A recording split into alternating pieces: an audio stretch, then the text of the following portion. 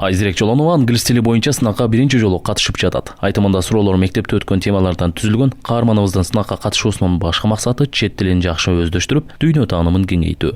Англис тили аркылуу мен мисалы башка деле кесипти тандап туруп, бирок англис тили аркылуу мисалы ошол билимимди мисалы чет өлкөлөрдө улантып жогорулатуу да. Башка предметтерди кошпой, ушул тил гана бизге керек, мындай тил өтө маанилүү болгондуктан ошол тилден биринчи жол болуп жатат чындыгында.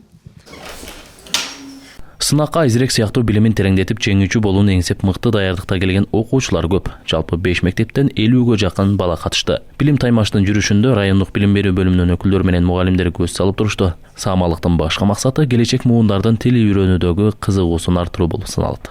Ушул окуучулардын билим деңгээлине битке болсо дагы салым кошуп калайлы деген максатта ушул биздин алгачкы иш-чарабыз. Ар чейректерде, Кудай кааласа, ар чейректерде, ар предметтерден bundan буяка өткөзөбүз, Кудай кааласа.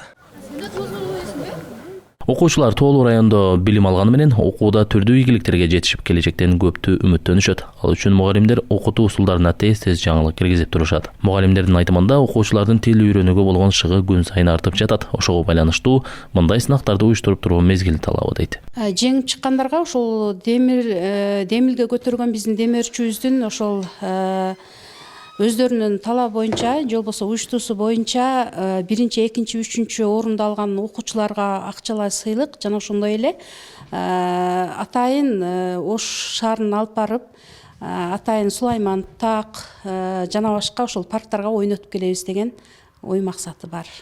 Бүгүнкү акциянын катышуучулары Айтсак, Алайдын алыскы Королай өкмөтүндө англис тилин билүү боюнча окуучулар арасындагы сынак биринчи жолу өттү. Элеттеги балдардын билим деңгээлин көтөрүүгө багытталган иш-чарага айылдын белдүү жигиттери демөөрчүлүк кылган. Эртөштүк Нурбек уулу, Мунарбек Арзыбек уулу, ЛТР Ош.